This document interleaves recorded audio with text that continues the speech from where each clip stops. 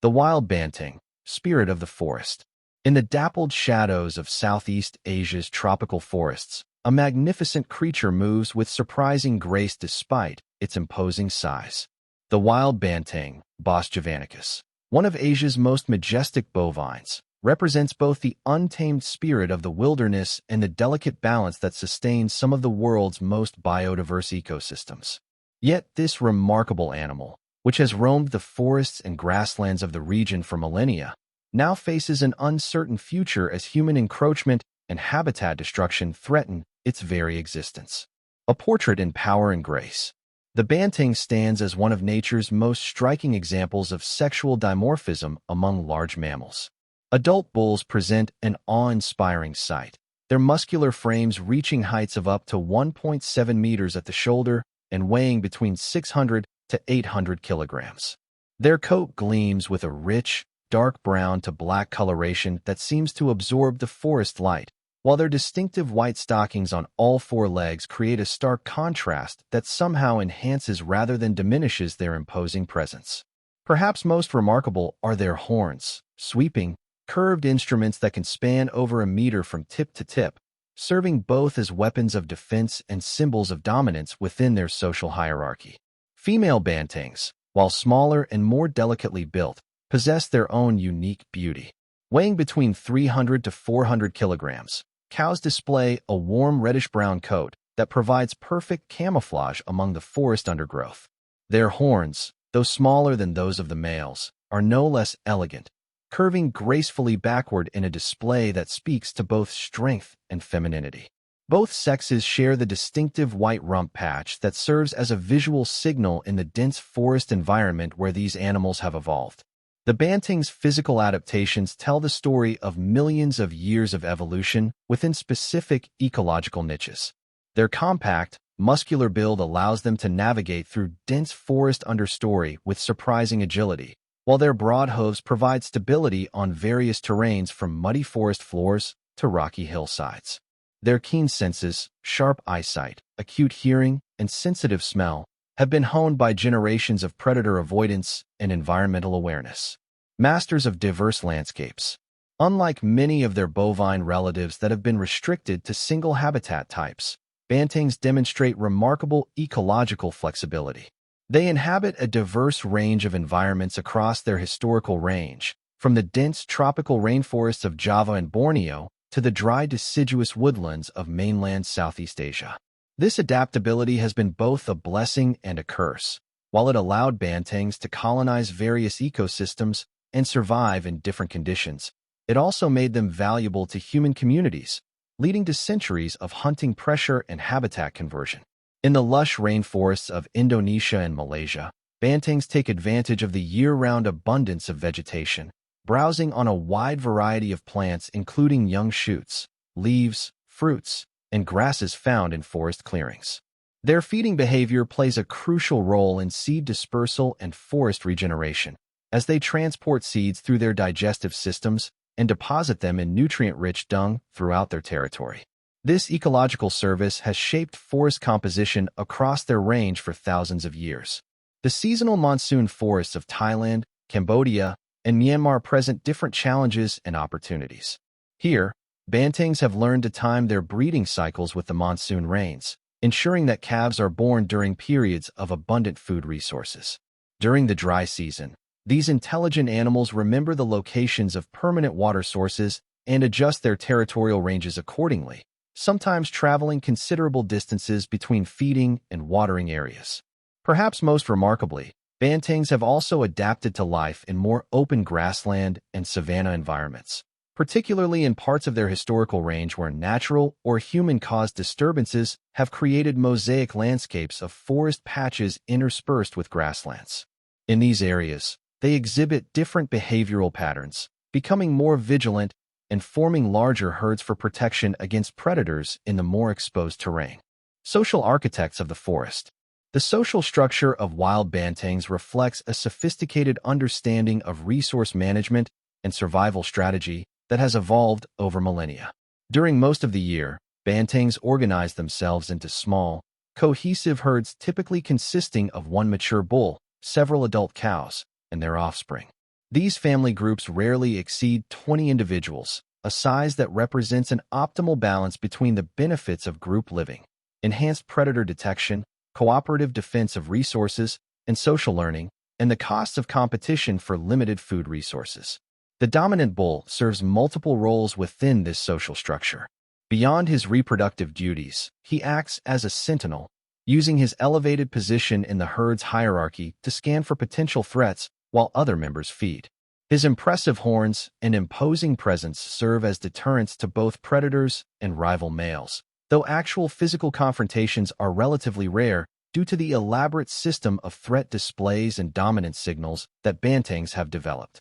Female bantangs demonstrate remarkable maternal instincts and cooperative behavior.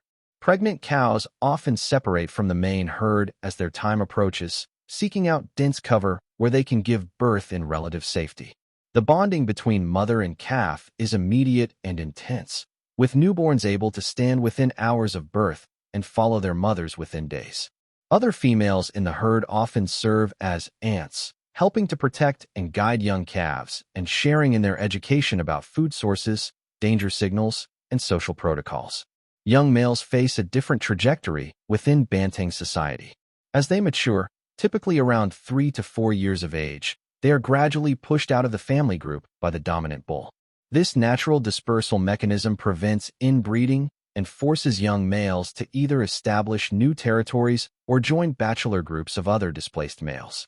These bachelor herds serve as training grounds where young bulls can practice their social skills, learn from older, more experienced males, and build the physical and psychological strength necessary for eventual territorial establishment. The rhythm of forest life. The daily life of bantangs follows patterns that have been refined through countless generations of adaptation to their environment. As primarily crepuscular animals, they are most active during the cooler hours of dawn and dusk, when both feeding opportunities are optimal and predation risk is manageable. The early morning hours find bantang herds emerging from their nighttime resting places in dense cover, moving along well-established trails toward feeding areas. These trails represent one of the most underappreciated aspects of bantang ecology. Over generations, their regular movement patterns have created an extensive network of pathways through the forest that serve not only the bantangs themselves, but countless other species. Smaller mammals, ground-dwelling birds, reptiles, and even insects utilize these corridors for movement, feeding, and shelter.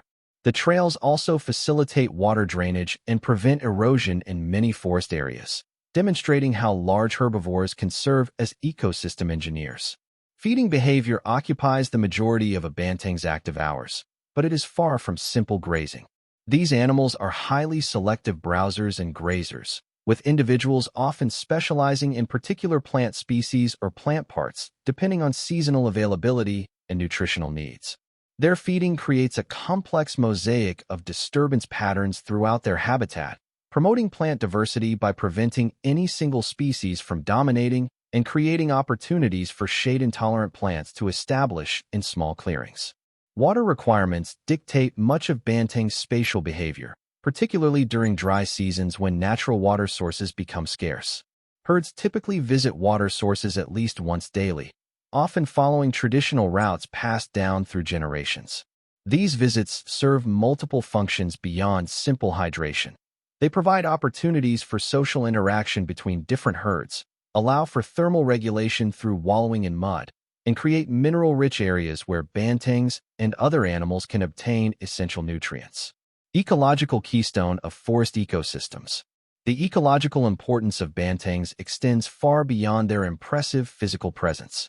As large herbivores, they play a keystone role in maintaining the structure and function of their forest ecosystems through their feeding, movement, and waste production patterns. Their browsing pressure on vegetation helps maintain habitat diversity by preventing the forest understory from becoming too dense, creating opportunities for a wider variety of plant species to coexist. The seed dispersal services provided by bantangs are particularly crucial for forest regeneration. Studies have shown that their digestive systems can transport viable seeds over considerable distances, with some species showing improved germination rates after passing through bantang digestive systems. This service is especially important for large-seeded plants that cannot be effectively dispersed by smaller animals, helping to maintain the genetic diversity and spatial distribution of forest tree species. Banting dung serves as a nutrient distribution system throughout the forest, transferring minerals and organic matter from feeding areas to resting and traveling sites. These nutrient patches support specialized plant communities and provide essential resources for countless invertebrate species, which in turn support higher levels of the food web. The decomposition of banting dung also contributes to soil formation and enhancement, particularly in areas with poor soil conditions. Their role as prey species, though often overlooked due to their size and defensive capabilities, historically supported populations of large predators including tigers, leopards, and wild dogs. While predation on adult bantangs is rare, the presence of these large herbivores in the ecosystem provides an important resource base that helps maintain predator populations and the complex ecological relationships that define healthy forest ecosystems. Facing an uncertain future. Despite their ecological importance and cultural significance, wild banting populations have experienced catastrophic declines over the past century. Current estimates suggest that fewer than 8,000 individuals remain in the wild, scattered across fragmented populations throughout Southeast Asia. This represents a decline of more than 95% from historical population levels, earning the banting a classification of endangered on the International Union for Conservation of Nature's Red List of Threatened Species. The primary threat facing bantangs today is habitat loss and fragmentation resulting from agricultural expansion, logging, and human settlement. The conversion of forests to palm oil plantations, rice paddies, and urban development has eliminated vast areas of banting habitat while breaking remaining forests into isolated patches too small to support viable populations. This fragmentation not only reduces available resources, but also increases human-wildlife conflict as bantangs are forced to venture into agricultural areas in search of food and water.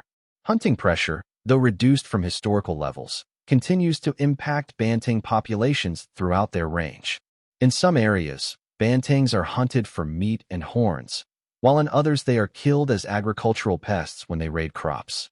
The loss of traditional hunting regulations and the availability of modern weapons have made hunting more efficient and devastating to banting populations than historical subsistence hunting practices. Disease transmission from domestic cattle poses an emerging threat to wild banting populations. As human settlements and cattle ranching expand into banting habitat, the risk of disease transmission increases dramatically. Bantangs have little natural immunity to many cattle diseases, and outbreaks can devastate entire populations. Climate change adds another layer of complexity to banting conservation challenges, altering rainfall patterns, temperature regimes, and vegetation distributions in ways that may exceed the adaptive capacity of remaining populations. Conservation, a race against time. Conservation efforts for wild bantangs require a multifaceted approach that addresses both immediate threats and long-term habitat security. Protected area management represents the cornerstone of current conservation strategies, with several national parks and wildlife reserves throughout Southeast Asia specifically managed to protect banting habitat. However, the effectiveness of these protected areas depends heavily on adequate funding, professional management, and community support, resources that are often in short supply. Habitat restoration and connectivity projects offer hope for expanding available banting habitat and reconnecting isolated populations. These efforts involve replanting native vegetation in degraded areas, creating corridors between forest fragments, and working with local communities to establish buffer zones around core habitat areas. Such projects require significant long-term commitments and careful planning to ensure they provide suitable habitat for bantangs while meeting human needs. Ex situ conservation programs, including captive breeding efforts, serve as insurance policies against complete extinction while providing opportunities for research and education. Several zoos and wildlife centers maintain banting populations that contribute to our understanding of banting behavior, nutrition, and reproduction while preserving genetic diversity for potential future reintroduction programs. Community-based conservation initiatives represent perhaps the most promising long-term approach to banting conservation. These programs work with local communities to develop sustainable livelihood alternatives that are compatible with banting conservation, such as ecotourism, sustainable forest product harvesting, and payment for ecosystem services programs. By demonstrating the economic value of intact forest ecosystems and the bantings that inhabit them, these initiatives create incentives for local communities to become partners in conservation rather than competitors for resources. The path forward. The story of the wild banteng serves as both a warning and an inspiration for conservation efforts throughout Southeast Asia and beyond. Their decline illustrates the devastating impacts of unchecked habitat destruction and unsustainable resource use, while their persistence in the face of overwhelming challenges demonstrates the resilience of nature when given adequate protection and support.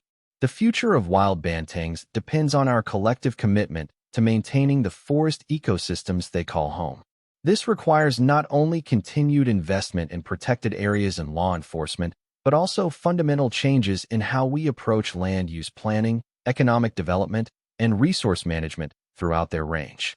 The true measure of our conservation success will not be found in population numbers alone, but in the restoration of healthy, functioning forest ecosystems where bantengs can once again fulfill their role as the spirit of the forest.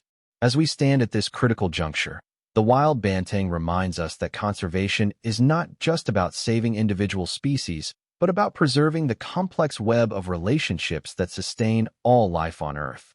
In protecting the banteng, we protect not only a magnificent animal, but the very essence of Southeast Asia's forest heritage, a legacy that belongs not just to the region, but to all humanity.